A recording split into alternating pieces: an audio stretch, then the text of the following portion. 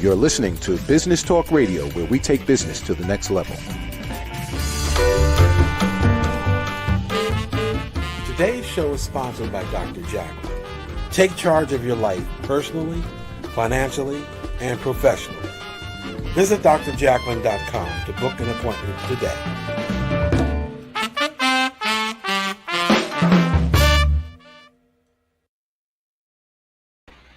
Welcome back to Rapping with Dr. Jacalyn, the business talk show here on Business Talk Radio and streaming live on social media.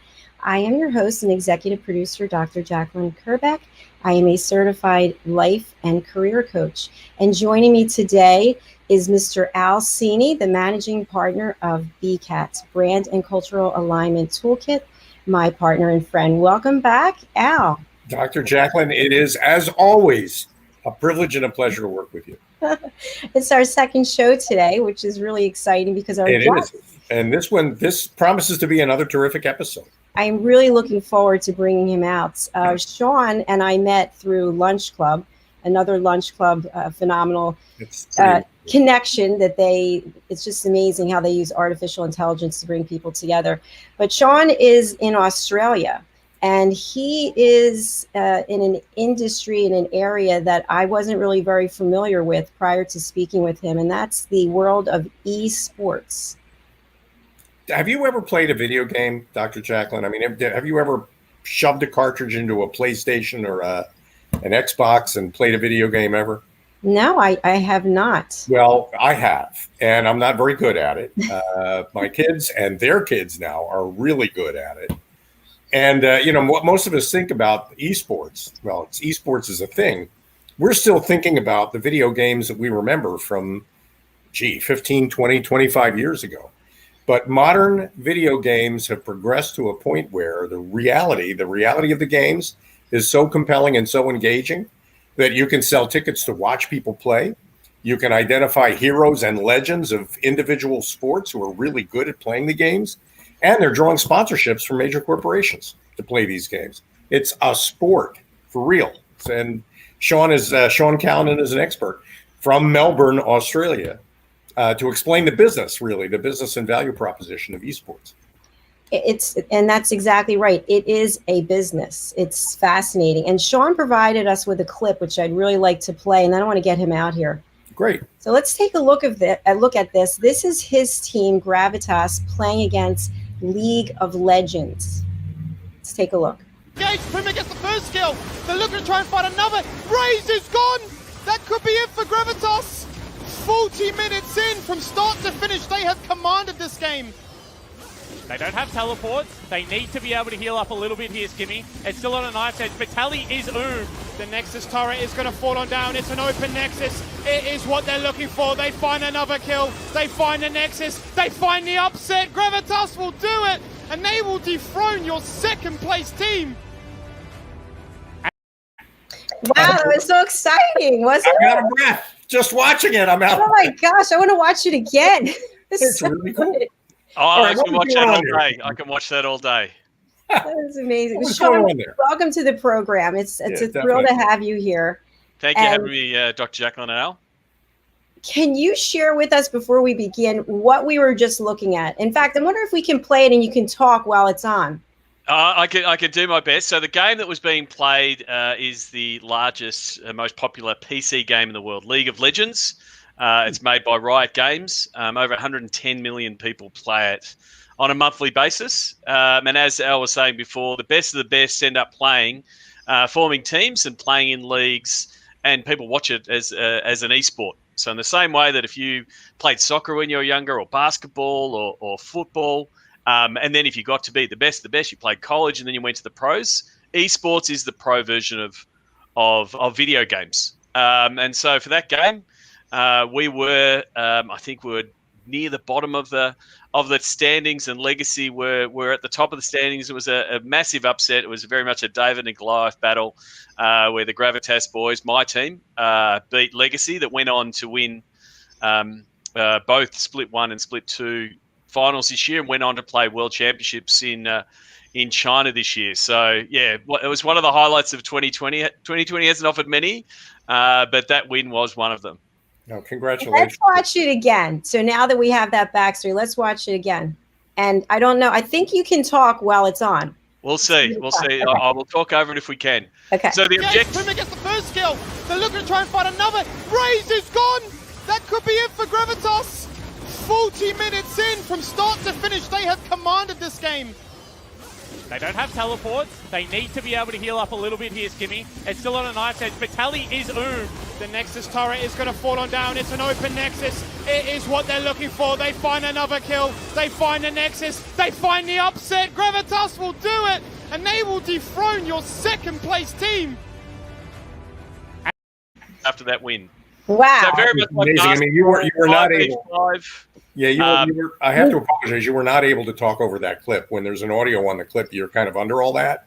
Okay, so I'll quickly explain that piece again. It's 5v5, and you're trying to take down their base. So it's effectively capture the flag, and it's tactically, strategically, you take out their base. And the idea is what you saw there was the Gravitas boys taking out the Nexus. Which is the final play. That's capturing the base. So that's the game, and a lot of esports end up being a lot like sports, where there are team-based games. So you're watching the strategy, the communication, and what the teams are doing. So some of the big games are League of Legends, which is one of the biggest. Call of Duty, CS:GO are 5v5 or 6v6 teams versing one another, in a match, and that's what fans want to watch. They want to watch the best in the world playing those games. Wow, that's amazing. Now I noticed, because it's the business show, I was watching the clip. There's a McDonald's logo in the lower left. Are they paying you to put that logo up there? They're not paying me, but they are in the same way that the NFL will have Verizon and the NBA will have State Farm. Sponsors want to be associated with the broadcast as an avenue to reach eyeballs. So it's sponsorship, it's advertising, it's what we're seeing. More and more sponsors move into the area because of the attractiveness of the audience. The audience is younger, media savvy. They're not watching a lot of TV. They're not listening to radio. They're not picking up a newspaper. So as a brand, you're like, well, how do I reach that 17 to 24-year-old market that is purely digital and aren't watching the same program? So State Farm is a really good example. They will sponsor the NBA to reach the NBA fan, but now they're starting to also sponsor League of Legends broadcast to reach that younger audience that aren't watching the NBA. So there's a lot of similarities between sports broadcasting and the sponsorship and advertising around it that's happening in the world of esports. Wow. Really fascinating. So a question that I have, when I think about a sports team, so let's say the Philadelphia Eagles, right? There's owners, and now you own your own team. How do you acquire a team? Yeah, so it's a funny one. So I started Sports Geek 12 years ago now, getting close to. Before Sports Geek, I was a geek, so I was a coder, developer, but a frustrated sports fan in what they were doing in the digital space. And so I started Sports Geek helping sports teams better understand the world of digital from a social media point of view, websites, email, and communicating with fans. And that's where I've been doing a lot of work for the last 10 years with some of the teams you see behind me, working with them to help build out their digital audiences. And as I was doing that, finding out how teams would interact on Facebook, Instagram, YouTube, and the like, I was also keeping an eye on this growing area of video games and esports. And so I was a big believer in the world of esports. It looked a lot similar to the world of sports did 10 or 15 years ago, when their primary sports, 10 or 15 years ago, their primary channels were TV, radio, print, and they started developing their own audiences and their own channels via digital. Esports is purely digital. All the fans are following on Twitter. They're watching the broadcasts on Twitch, which is owned by Amazon, and YouTube.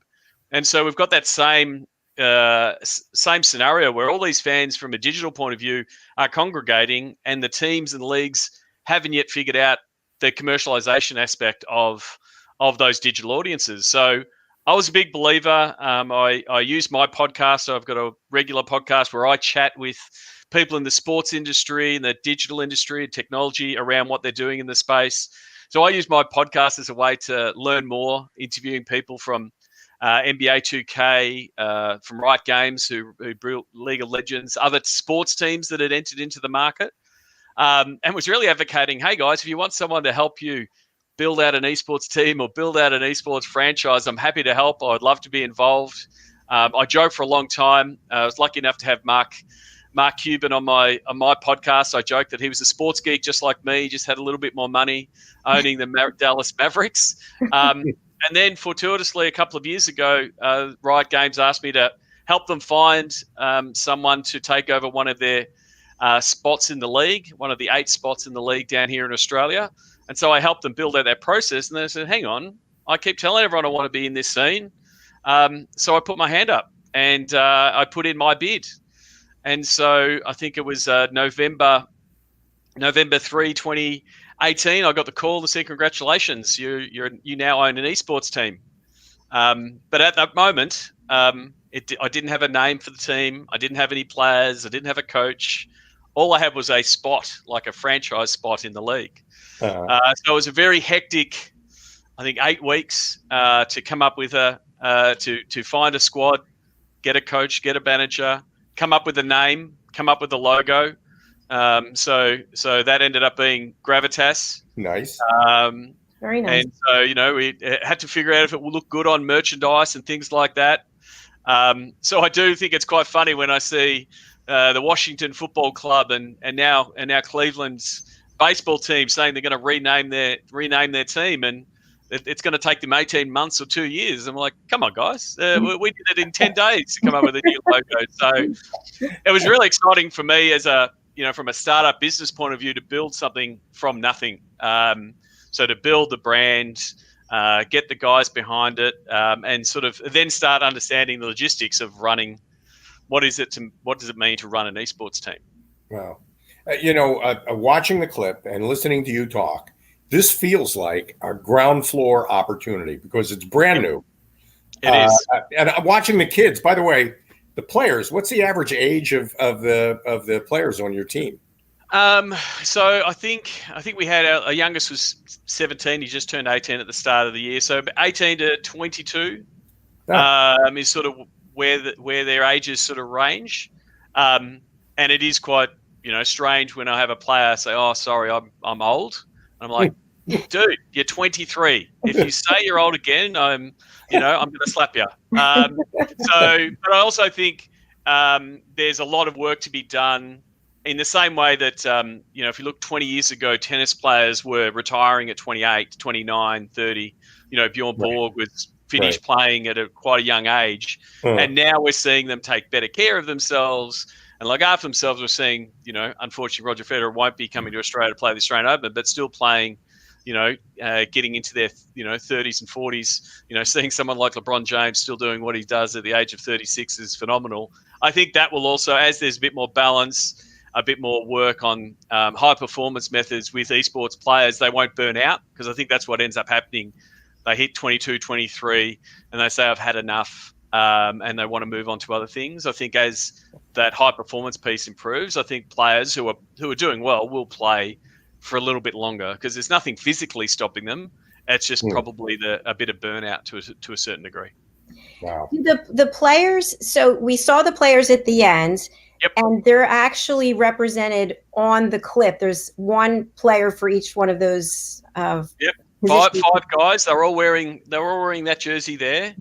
So 5 guys. They all play specific positions in the game of League of Legends, in the same way that you have still have positions in basketball. It's becoming positionless, but you have a top laner, a jungler, a mid laner, an ADC, and a support, and they sort of play different areas of the map and work as a team. So they all sit there in a studio, headsets like this one. They're talking on the comms to say, hey, we have got to go to top side. That's where they're the weakest, those kind of things. And that's where you start. When you start understanding the game, it takes a little bit of understanding how the game works. But once you understand the game, it's just as exciting as watching a football match, watching a basketball match, watching a baseball match. Once you understand those ebbs and flows of the game, and the commentators do a good job of lifting the excitement. Something crazy is happening in a big skirmish, and it flips the table, and away they go. Is there a coach? There is a coach, yeah. So Calvin Lee was our coach this year. Again, it's all about the strategy. League of Legends is a really unique game in that at the start of the game there's effectively a draft called Champion Select, and the 5 players pick which champion they're going to play in that match, and they do so depending on what the other team selects. So there's a whole bunch of analysis just on the start, because it's like a schoolyard pick'em of 139 champions, I think it is. Someone in the comments will tell me I'm wrong. And so they pick a particular champion, and a certain champion will do well against another champion, so you counter that pick. So no game, you can turn on and watch a Gravitas game. No game's going to be the same, because depending on the champions that they pick and the proficiency of the player to be able to play that champion will really tilt the way the game's going to be played. So that's the bit that makes every single game. It's a really unique thing of League of Legends. Makes every single game unique. That's my first instinct is to say just like a real sport, but this is a real sport. It is. We have to get it out of our heads that somehow this is an artificial sport. Yeah, definitely. It's Are one the of the players being paid? Sorry, Jacalyn. Oh, so are the players being paid? They are being paid. They're paid on a per game basis. In the same way as that if you played in a basketball league, they're not being paid top dollars. It's not fully professional yet. Our guys this year were both either still in university or also had jobs, but they were playing on a Friday and a Saturday. So I think at the moment, at least in our part of the world, it's semi-professional. But I guess the opportunities for players are growing, year on year. So this year we've seen, I think, 10 players leave our shores to go play in North America and Europe, where they are playing for bigger dollars and ability to grow. So in the same way that the basketball league here is a smaller version of the NBA, the League of Legends scene here is a smaller version of what is in America, Korea, and Europe. Wow. Is there a draft where? No, there's no draft. It doesn't. A lot of the things that have now become common in sport, like a draft and salary caps and those kind of things, haven't yet formulated into the world of esports. So it's quite a strange exercise in recruiting and putting together a League of Legends team or a Valorant team, which is another title that we've got, because there's no structure. There's no draft combine. There's no college system. There's no that has happened, over years and years. So as an example, League of Legends is 11 years old. So it's still relatively young in its as a sport. And so that hasn't happened. So at the moment, like, I'm still getting players, our league's going to start in February, March. I'm getting players sending me DMs on my Twitter handle there at Sean Callanan saying, Gravitas holding tryouts. I would like to be considered. So we'll do again, we're going to run a grassroots competition, effectively some tryouts, get different people coming in, playing, see how they operate, see how they handle different situations. So it's a strange exercise, especially, here is the new owner of the new team, and you just have players sliding into. I can play, and it's like, well, how do I know if you can play? So I defer that to my coaches and my talent scouts to decide that. I just try to get good people in that will be good teammates, because I think there's a really big element of being a good teammate that is the key to success. That's true too. I mean, there is a teamwork element to it. It's not just like the individual one-player game. Everybody has a different role to play, and there are different skills involved. Is everybody using the same kind of controller? Effectively, everyone's on a PC. Everyone's on keyboard, mouse, headset. you can have different keyboards. Like there's different preferences that players will have, a different type of mouse that they might be able to use. Okay. Shortcut keys, that kind of thing that are all laid out. Yeah, effectively, but it's pretty much a standard keyboard, but it'll be a gamer version of a keyboard. That's cool. I want to know if Mr. Cini can try out for the team. He can, but I heard in the intro he's a bit old school like me, talking about video games and cartridges and things like that. You put the cartridge into a machine, and that's where we've moved a long way away from You cartridges. got a feeling a little rusty. But I'm happy to give you a tryout. No problems there. Okay, Sean, count on it. So we have to take a break, but when we come back, I have to ask this question. I have to understand what the experience was like interviewing or doing the podcast with Mark Cuban. Oh, yeah, definitely. So Great. We're going to take a break. We'll be right back. Stay with us here, Rapping with Dr. Jacalyn. By the way, please feel free to put your comments in on Facebook, LinkedIn, YouTube, and Twitch. We'd love to hear from you. We'll read your comments on air. We'll be right back. Hey everybody, my name is Ralph Graves Jr. I'm the host of the Ralph Graves Jr. Show, and I want to invite you to pick up my book, Unstoppable. I wrote a book called Unstoppable. It's 7 universal laws that will transform how you pursue and achieve success. The one thing that my 20 years of law enforcement has taught me is that no matter who you are, we are all governed by universal laws, like gravity. But in this book, we're going to talk about laws like the law of forgiveness, laws like the law of control, the law of intelligent practice, the law of expectancy. I was able to see how those, no matter what their background was, those who identified and treated these laws with respect, they were able to go on and lead successful lives. So pick up this book, and you can go ahead and pick it up at Amazon.com, BarnesandNoble.com, RalphGravesJr.com, where anywhere where fine books are sold. Thank you. There are 7.7 billion people on Earth today. 40% of these people are under the age of 25. Young adults are the most fertile mission field in the world today. In Scripture, we see Jesus pouring his life into 12 young adults who he equipped to change the world and all of history. Like Jesus, we believe that the best approach to reach the world with the gospel is to invest in young, emerging leaders and equip them to build disciple-making movements.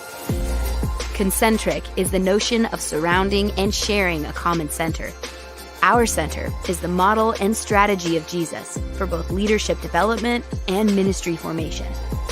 As a global alliance, we provide equipping in biblical leadership based on Jesus' example in the New Testament. Jesus modeled for us how to make disciples that reproduce. Focusing on leadership development is key to creating movements that spread the gospel and Jesus' disciple-making strategy to young leaders around the globe. Our Ministry Alliance partners are actively equipping leaders and building movements of multiplication that reproduce the life of Christ.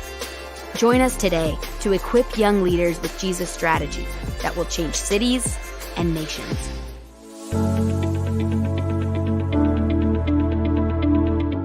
The session that we had with BCAT was really entertaining and enlightening. We were able to put together some very specific steps that we as individuals can take, and it was really fun to all come together and see sort of where we're going as a team and how we can all get there together. We had a tremendous experience with the BCAT partners. One of the challenges that we have as an organization is to make sure that we have the right people in the right chairs doing the right thing. To do that well, you have to have synergy. You can try to dream up ways to make sure that your group does that, or you can rely on experts. We would recommend BCAT partners to anybody who's looking to take their organization to the next level.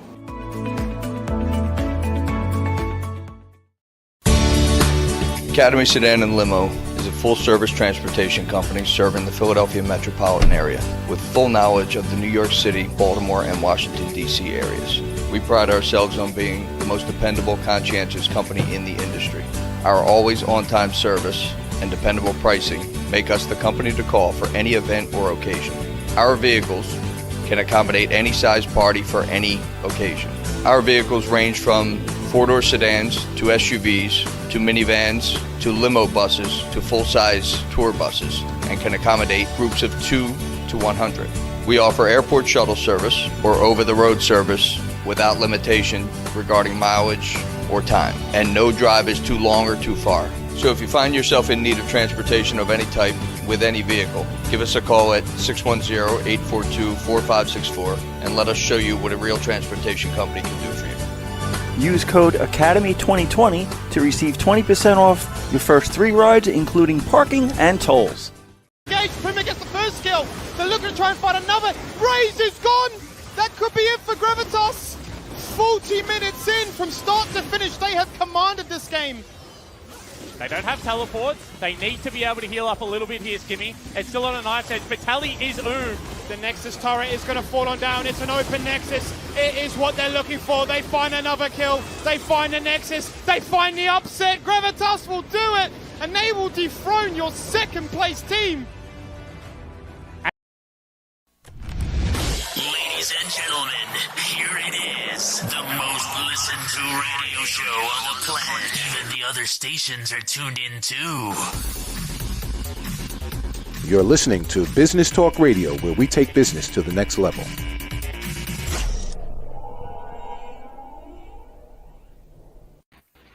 So excited to be back here on Rapping with Dr. Jacalyn, the business talk show here on Business Talk Radio and on social media. I'm here with Al, and I'm here with our guest, Sean Callanan, and it's so exciting. The video we just saw again. I can't get enough of that clip. I love that clip. Sean, what if you're looking behind the players and watching them play, can you see their fingers moving? I mean, I got to believe in order to get that kind of action on the field, they got to be moving pretty quick on the keyboard, don't they? Yeah, studies have been shown around esports players, and if you've ever seen an F1 driver's steering wheel lately, same sort of reaction time of being able to click the buttons. There's a lot of, strategic decisions, mathematical equations almost to be able to hit the right combination of keys at the right time while their abilities are present, and the ability to click the mouse at a certain speed. So, yeah, it's frenetic activity if you're looking over the shoulder of a pro player playing any game for that matter. Yeah. I also noticed watching the clip, you've got an announcer, you've got a color commentator. Yep. You got it all. Yep, exactly. And yeah, you can more of the clips, all the games from this season and also from our Valorant team are at gravitas.gg, which is the team's website. What does the GG stand for? That's something I haven't heard of before. Yeah, so we all know that there's top-level domains, .com or .com.au if you're in Australia, and .gg has been largely adopted by the esports and gaming community because GG stands for good game. So at the end of a game, you just put GG in the chat as a way of instead of shaking hands if you're playing in a virtual environment. And so everyone has claimed their domain from the little island of Guernsey that has the top-level domain .gg. So if you look at the top esports organizations around the world, whether they be FaZe Clan, 100 Thieves, Cloud9, Dignatus, they'll all have a .gg domain. So, and the good thing is it's a domain that's, easy to find. We've all seen that the .com rush on particular names has gone rather quickly. So it's quite good that the world of gaming and esports has carved out that niche with .gg. Wow, really interesting. It's pretty clear, Dr. Jacalyn, that I don't think I could do anything that quickly anymore. And so my electronic game days are behind me. But if I were a kid and I was playing, let's say, Fortnite, because that's another game, I guess, that's a big popular game, how would I know I was good enough to try out? Yeah, so Fortnite's it's another game. It's an individual game, so you play as a single player. It's not a team game like League of Legends or Call of Duty or Valorant. And it's effectively just playing more games. If you're playing games online, because it's effectively 100 people enter the island and you've got to be the last one standing. It's a very much bit Mad Max-like, entering the Thunderdome. But you've got to, if you continually end up being the last person standing, then you're actually going to be pretty good. So you start gravitating towards people who are playing better games, and then Epic Games, who are the publisher of Fortnite, they will have particular competitions that you can enter. And so that's where you start entering the competitive scene. You become ranked. and you start being identified as a better player, and then you just start entering tournaments. Someone will run a tournament and say, "Hey, we're going to have a special tournament. If you enter, you have a successful run, then you start you start playing." So, yeah, Right. Fortnite is it's a little bit different because it's less team based and it's singular players, but a lot of the Fortnite players dominate the world of Twitch and YouTube with streaming and people watching their content. Those are transferable skills too. I mean, if I'm good at one video game, I could probably pick another one up more easily than if I were starting from scratch. It does depend. We don't really have, there's no Bo Jackson of esports. If I use the sports analogy, it's really hard to migrate from one game to another. The only time it does happen is when there are games that have some similarities. So FPS games, first-person shooter games, like CS:GO, and Riot's now brought out an FPS game called Valorant. A lot of my Valorant team used to play CS:GO because it had a lot of the similar elements of gunplay. The only difference with a game like Valorant is that Riot Games have made it a bit more brand safe, in that they've taken away the blood and the terrorism aspect that is in CS:GO. And they've also added some of these magical abilities that's part of their lore and part of their canon, so you can have different spells that change up the game. Let's give it a completely different look and feel. So some of if you play FPS games, you can transfer a little bit, but it's really hard to be really good at lots of games. In the same way that Bo Jackson was a freak in sports, it's really hard to adapt and be good at different games. I want to go on to the podcast that you did with Mark Cuban. How did that get set up? How did you two get connected, and how did the interview go? So I've got a short version, a long version. The longer version is when I started Sports Geek in 2009. I didn't really know what it was going to be, but started to see what was happening in the world of sport. And from a digital point of view, and them starting to use platforms like Facebook and Twitter and Instagram. And I was doing a lot of the studying of European football clubs and also the US sports teams. And so January 2010, I decided effectively to do a study trip to go and meet with a whole bunch of the US sports teams. I went to Los Angeles, Dallas, and New York. And here I was starting out a business called Sports Geek.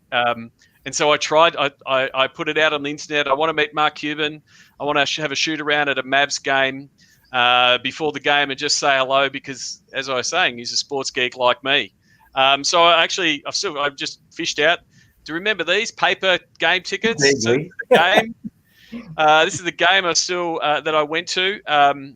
Saw the Mavericks play the Lakers. Dirk Nowitzki scored his 25,000 point.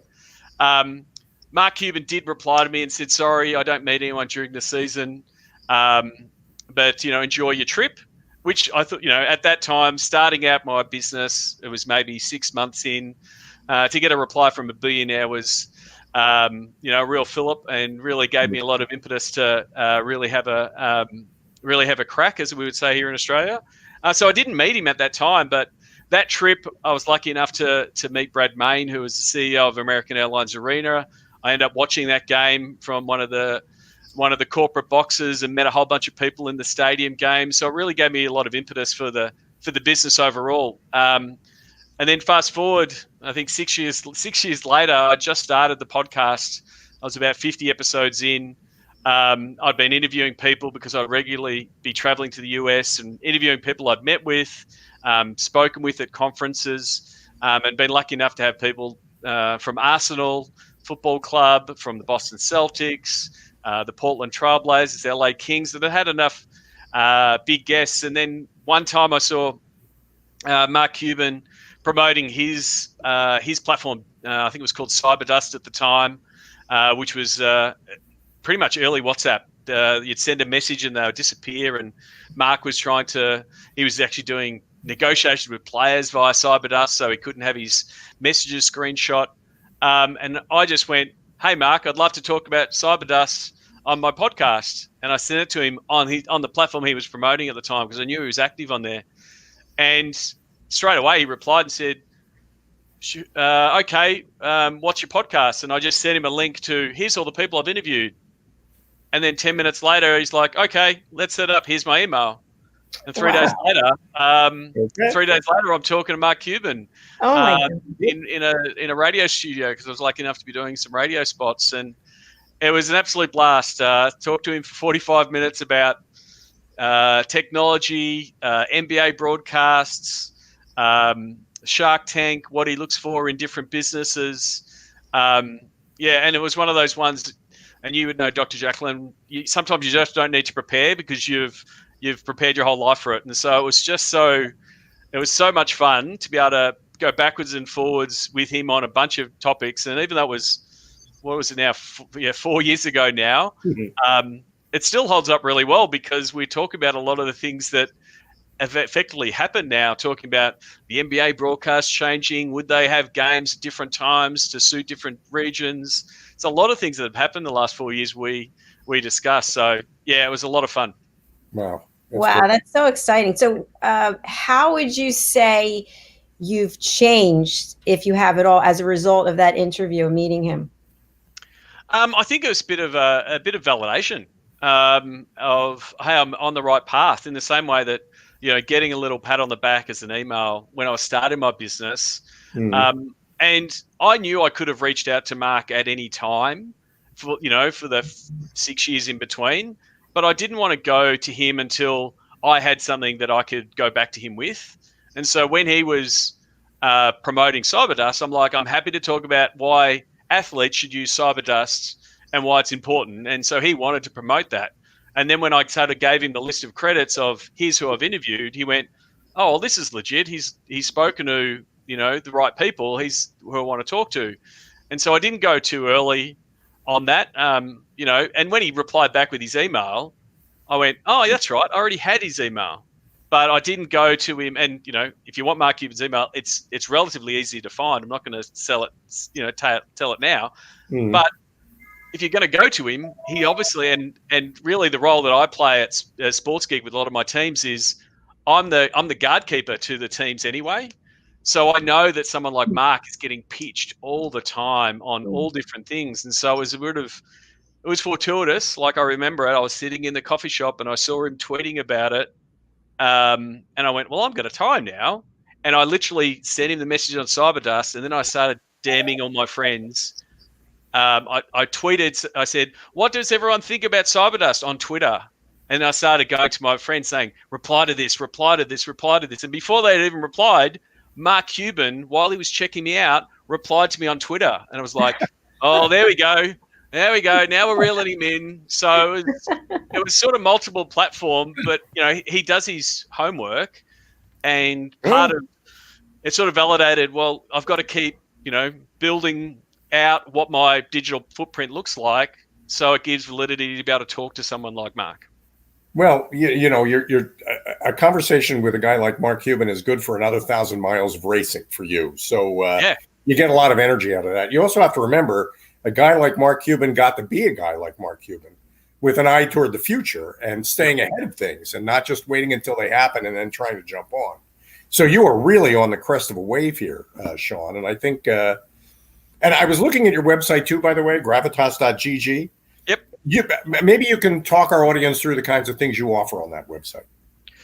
Well, we're trying to do a lot of things that is, again, similar to the world of sport in telling the story and hero making, but also for mine, it's trying to build that tribe. So one of the things that I think the world, that Australia does really well, and really my hometown Melbourne does really well, is membership. So rather than calling someone a season ticket holder, we're called a member. So this jersey here is Collingwood. So they play in the AFL, which is Australian rules, and that's my team. My great-grandfather played for that team way back in 1910. And so my father's a Collingwood fan. I'm a Collingwood fan. And guess what? My son is also a Collingwood fan. And so we are members. And so rather than being, hey, here's your season ticket, here's your seat, we are members of the club. And so that's what I want to grow with Gravitas. Like, Collingwood is 125 years old and has 80,000 members. So, we are now entering year 3 of Gravitas. What is our membership going to look like in year 5, year 10, year 25? That's the bit that excites me. And that's the bit, the conversation that I had with Mark Cuban talking about season ticket holders and MAV fans for life and how they can tie those people together, both emotionally but financially. Right. I think is really exciting. And, as much as I love Melbourne, we're not Melbourne Gravitas. So we've got a member, he's a friend of mine, but I've got a member in Texas. I've got a member in Perth. So we're not geographical. So if people fall in love with our story and what we're trying to do, I'm happy for them to come along and say, I signed up with Gravitas right at the beginning. I was there from the start, and it allows you to be part of that journey. Yeah, I haven't even thought of that, but there are Manchester United fans all over the United States. There are Dallas Cowboys fans all over Europe, and you just bond with the team, and they speak to you in some way, and there's a business in that. There's a way that you're creating value for people, and they're willing to exchange money for it. And that's the piece. That's the piece that I think, if I put my sports hat on, that I think there's a real opportunity in the world of sports. It's something that's been put into heavy focus this year. A lot of times, sports focuses on who's in the stadium. And I've been the sports geek. I'm like, guys, digital. Look at all these fans and all these different platforms. And 2020 is everyone's gone, oh, hang on, no one's in our stadium. Where should we look? Oh, there's fans over there. There's fans over there. There's fans in other parts of the world. And so it's not all about commercializing it, but for those Dallas Cowboys fans in Europe, why isn't there a European membership of some sort that you can pledge? And the thing that I love about Melbourne, it's such an AFL town. Like if you were to move here and say, oh, I moved to Melbourne, within 3 months you'll get sick of the question, who do you barrack for? Which is our way of saying, who do you root for? Like you have to pick a team. And then the next question is, if I'm a Collingwood member and you say, I barrack for the Magpies as well, Sean, I'm like, well, Al, are you a member yet? Like it's that guilt level marketing. Like you have to, I gotta be. Yeah, it's like, well, you're not really a supporter. If you're not putting your hand in your pocket and saying you're a member, it sort of validates you. And so, we all wear our our team identities on our sleeve, in some cases is in a tattoo. Sure. But it allows you to solidify that. And so that's what I think is the exciting piece. And, last year we ran out a membership program in our first year. And it's really interesting to see Cloud9, another big esports org, starting to run one this year. I think there's going to be some real growth in that area to be able to say, it doesn't matter where you are in the world, you can be a member. And that could be like purely digital. You just get some, you get some access to digital content, but it could be merchandise. So our membership package gave you the jersey, but we had 7 different jerseys. So our premium package had 7 different jerseys.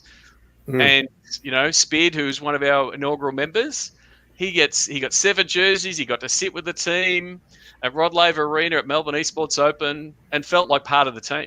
That's what we want to develop with Gravitas over the years. That's a very attractive jersey, by the way. I really like that. It is. The whole look of everything is really very attractive. It's very modern. It's very new. And the energy that comes through. Well, that was for the logo. I was really thankful that a good friend of mine, Peter Sorkoff, was one of the key brand people behind the Atlanta Hawks rebrand. Wow. So be able to lean on people who've been, who are friends of mine who've been on the podcast. He was like giving us feedback on the colors. He's like, how sharp they are. It's looking, Spartan. It's like a helmet. And then he's like, what's it going to look like on merch? We want to make sure it looks good. Right. On a hat and on a jersey and on a T-shirt. So, be able to lean on people like Peter is a real advantage. That's great. One of the things I wanted to talk about was you had such a great and effective strategy to meet with Mark Cuban. I mean, really, you thought that out, and it worked for you. I'm wondering how much time is spent strategizing for the players when they're going up against another team. As far as preparing for the game? Yes. Yeah, so I mean, it's something that I'm separated from. Like if someone said, "Hey, give me advice on basketball," I've played basketball and watched basketball all my life. I can give some advice, but still, I would never consider myself, a coach. And I've seen in the world of sports the overbearing owner coming into the dressing room, telling them off, and I'm like, I don't want to be that guy. And so I don't have the game knowledge to be able to give them advice in that space. But the main stuff that I've been working on them has been those soft skills of teammanship and being a good teammate, and communicating, and just developing life skills. Like these are still, in essence, young men developing their life skills. And so I've been working on and helping them with that. We did a sleep study with them with the University of Flinders to help them have a better understanding of what good sleep is. And so Daniel Bonner, who did the study with us, he said, I'm doing it with a bunch of esports teams. I want to show them that a sleep project can actually help them become better players. And so I said, that's fine. I want to see my players get better and understand how to play better. I'll be part of the process as well. Like it's one of the advantages of being an owner. You can bundle yourself in. And so we all had these sleep bands, a bit like this Fitbit here, but a little bit more advanced.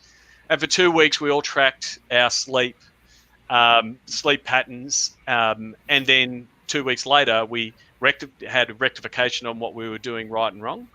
And back to your point before about reaction time, Al, when the players got a consistent sleep schedule and we're going to bed at the same time and waking up at the same time, and they're the key things around sleep. It's not don't use your phone, and it's not worrying about waking up in the middle of the night. If you're getting a consistent sleep schedule, it does help you. Whereas if you're waking up 2 hours before a game and you're still a bit groggy, it does affect you. And it was quite clear that it showed a stronger reaction, quicker reaction time, when they did the tests after the event. So, and that legacy win that you were clapping before was 2 weeks after the sleep study.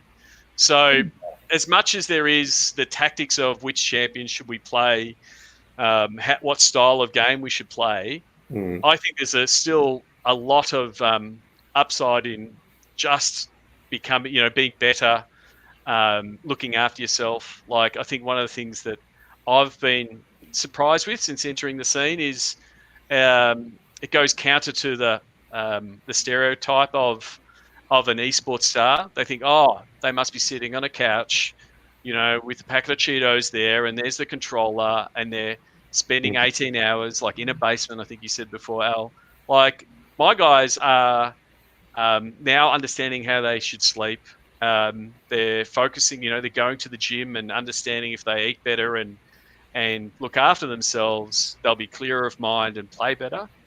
So I think that's where there's a lot of upside. Whereas at the moment, players come in, they play because they've been playing well and they've been identified as they play well. But then what we've seen is with some good coaching and some good life skills, guidance, and just general health advice, their gameplay actually goes from here to here. Wow.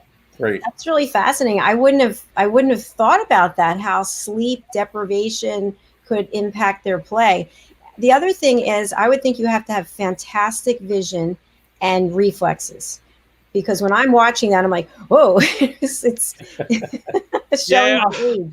Yeah, I'm still like, when I'm watching, I'm still half understanding, and I'm 2 years into owning a team, but I've never played the game, so I don't know it from their perspective.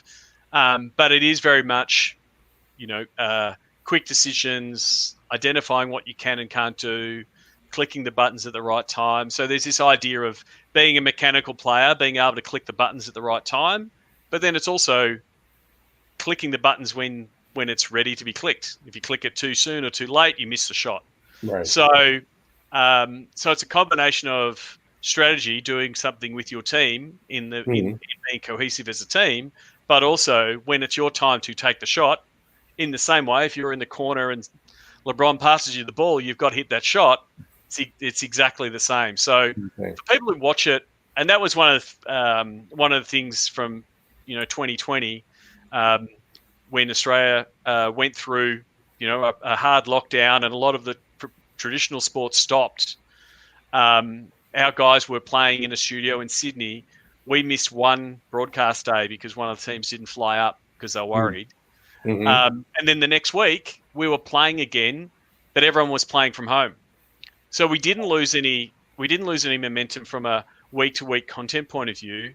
And then when AFL, NRL, all the different sports around the world stopped, I had friends calling me up going, "Oh, I need some sport. I haven't watched some sport." And I'm like, "Well, Gravitas is on Friday and Saturday nights. You can watch in, tune in." So it was quite funny. I actually ran a couple of co-streams, which you can see on the Gravitas YouTube channel if you go to gravitas.gg, where I actually commentated the games.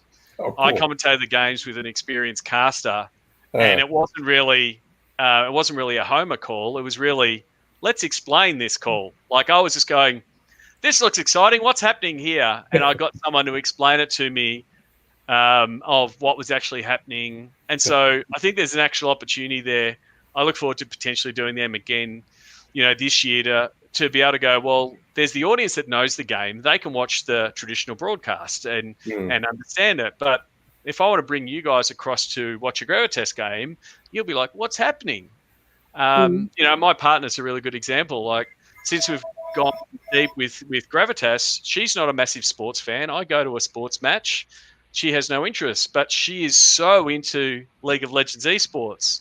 She's watching all of the games. She's watching not only the Gravitas games, all of the games, because she's really understanding the games and the swings and balances.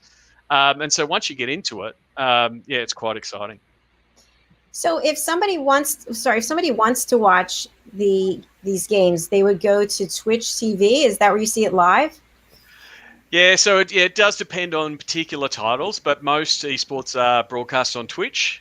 And you can pretty much go Twitch TV, and you'd normally pick like the channel of the league. So for Gravitas, as an example, like the best way to follow Gravitas games is to be following Gravitas on Twitter at Gravitas, or to sign up at Gravitas GG, and we send out an email when the new games are starting to be played. And then it's a matter of subscribing to the Twitch channel, or in my case, my TV's connected to YouTube. There's a YouTube channel where it'll go live, and I can bring it up on the big screen. So Twitch and YouTube is normally where it's available. And it's a growing platform. Amazon recently broadcast an NFL game on Prime and on Twitch. Wow. So 60,000 people were watching the NFL game on Twitch. And the reason they were doing that was, again, back to my point before, it's to reach a new audience. There's this whole audience who are watching gamers and esports on Twitch. Right. They're not one, they don't have cable, and they're not flicking on the TV. Like, I had gamers in a house, gave them a big TV, and all they did was put a Chromecast in the side so they can stream their Twitch games. They never picked up the remote. We also have somebody from Twitch who's watching. Hi, which one is you again? So we're Gravitas.gg. That's you. That's Gravitas is my team. They play in 2 titles currently: League of Legends and Valorant. So we recently participated in First Strike, the first tournament for Valorant. Valorant's a new game. It's a FPS title that's about 6 months old. But our guys did quite well, winning their way from a field of 32 to a top 8 team in Australia, New Zealand. Okay, I want to follow up on something you mentioned a couple of minutes ago, Sean. You referred to your players as young men, which kind of begs a big question. Can girls play this game? Girls can play this game and any game. So there's no gender barriers to play. So a lot of female gamers, some of the top content creators on YouTube and Twitch. And there has been in our league, there has been females played in the league before. Strawbella played in the league a couple of years ago. So there's nothing stopping players playing. There's not a men's league and a women's league. There has been some league. That's it. What's that? If you're good at it, then you're in. And you have to try out. Yeah, right? You have to try out.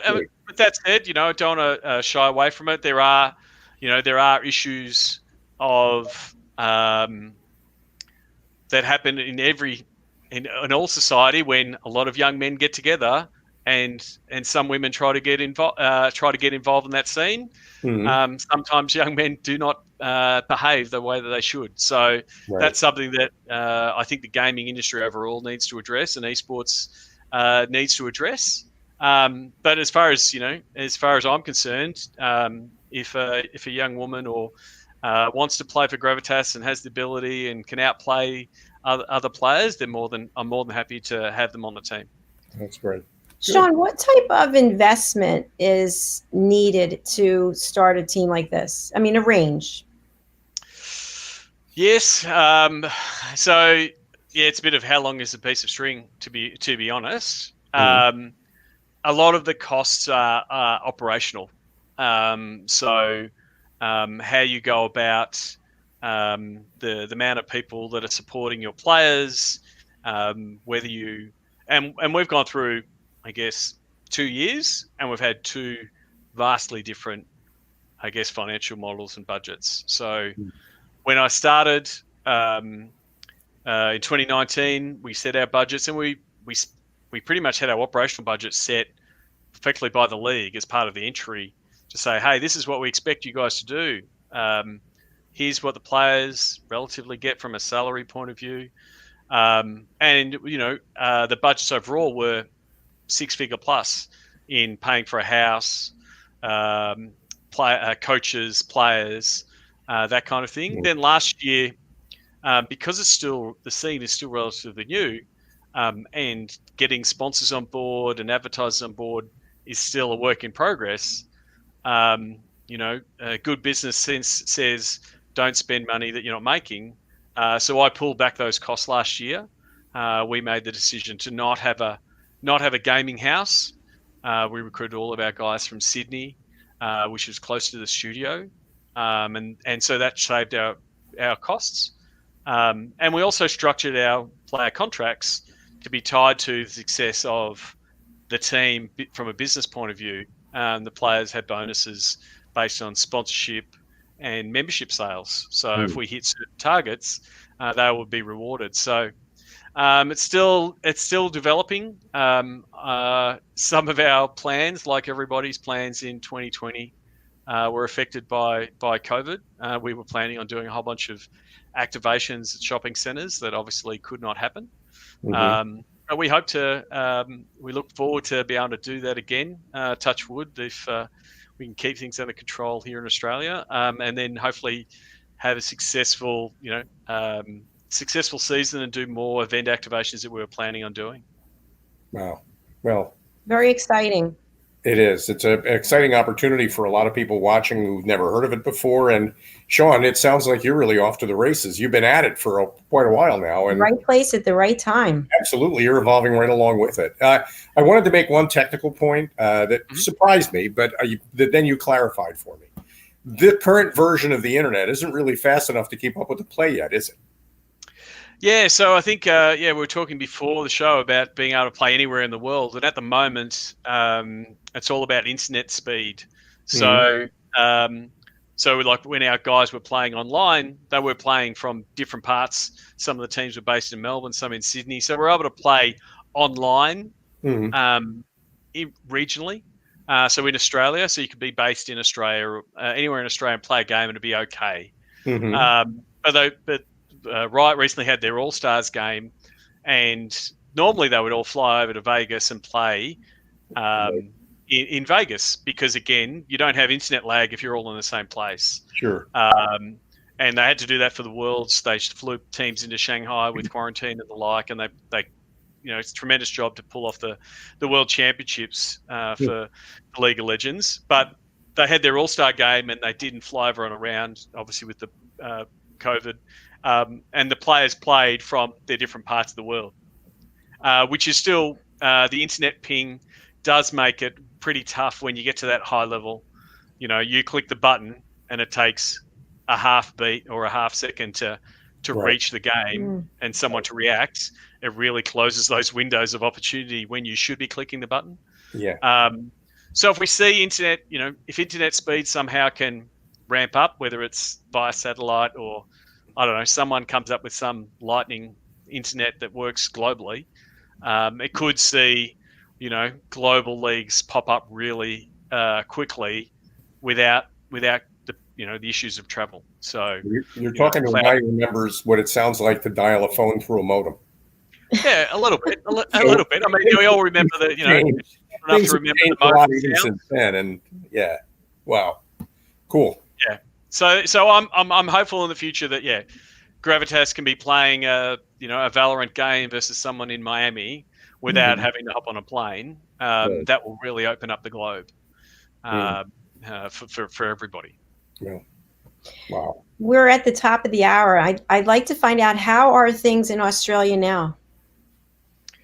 Things in Australia are relatively good. We had a really hard lockdown here in Melbourne. We had about 110 days of lockdown trying to get the virus under control. We had 61 days with no community cases, which was unfortunately broken yesterday with 3 cases that might have come from Sydney, but relatively under control. We just had a major cricket match at the MCG where 30,000 people were attended for 4 days, and that was 9 months in between, I guess, events at the Melbourne Cricket Ground, which is one of our most famous stadiums. So we've had a deprived year from the world of view of sport and entertainment, but hopeful going forward that more sports and things will return to normal if things continue to track the way that they track. So, we've got the Australian Open in February. It's been pushed back a little bit. We'll have 1,000 tennis players from around the world and their coaches and everybody. So there's a bit of trepidation and fingers crossed that everyone follows the protocols and no one does anything silly. That it's going to be a real test for Melbourne, because we went through a really hard lockdown, and there's a lot of people went through a lot of pain to get through that, to get to the other side. So it's going to be interesting few months, but very lucky to be in this part of the world, I must say. Yeah, great. Well, I look forward to the Australian Open. I'm a tennis fan, so it's exciting. But I'm really happy for you, all the success that you're having, and I can just only imagine where it's going to go. So we'd love to have you back on the program next year and find out what you're up to then. Definitely. Thank you very much. And if anyone else wants to talk about gaming or understand the world of gaming and how their brand can get into the world of gaming, please reach out. Google my name. If you can't find me, I've done a really poor job. So that's pretty much, my name should be you should be able to find me from my name, or you look up Sports Geek and you should be able to find me. You're easy to find, which is terrific. GG, by the way, could stand for Go Gravitas. Yeah, or Gravitas Glory which is what our hashtag is. So after a victory, throw up the Gravitas Glory in the chat. Dynamite. Wait, last question. So if there's a hard-fought match, and does it always happen that the losing team will put GG? Yeah, it's good sportsmanship. I mean, if we had to run that clip a little bit longer, our guys would go into the other room and shake hands. I don't know what it's going to look like, next year. Maybe we'll do elbow bumps, but effectively, it's part of the the good sportsmanship that you would see on a soccer pitch after a game, and shaking hands. So that's effectively the gamer version of shaking hands, showing respect. So you have your hard fought game, you won or you lost. It's GG, WP. Good game, well played.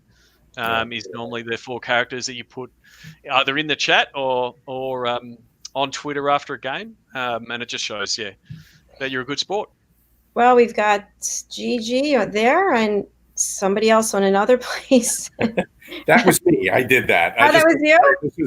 This was a great game today. Thank you very much. So, Sean, thank you again so much for being with us today. And we'll be backstage in just a minute. If you'd wait there for us, that would be terrific. Not a problem. Thanks for having me. Thank you.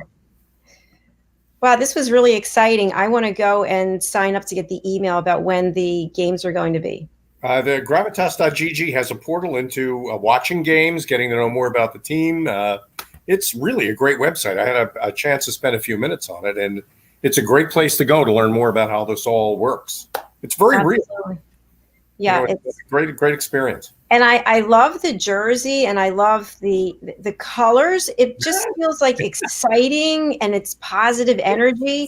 And when there's so much, depression and negativity, that's, just even watching that clip, it's just exciting. Action. Watch the kids get all excited about playing together, playing against each other, and then the little victory roll they did at the end of the game after that play. Yes. You played. It was just great watching the people play the game. It's fun. That was really terrific.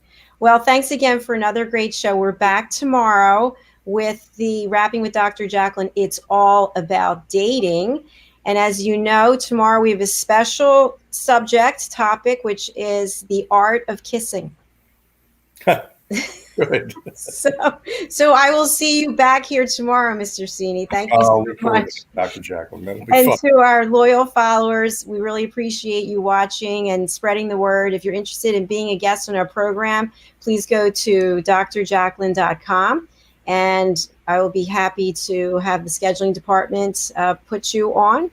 Until then, we will be back tomorrow. Have a wonderful evening, and thank you again for your support.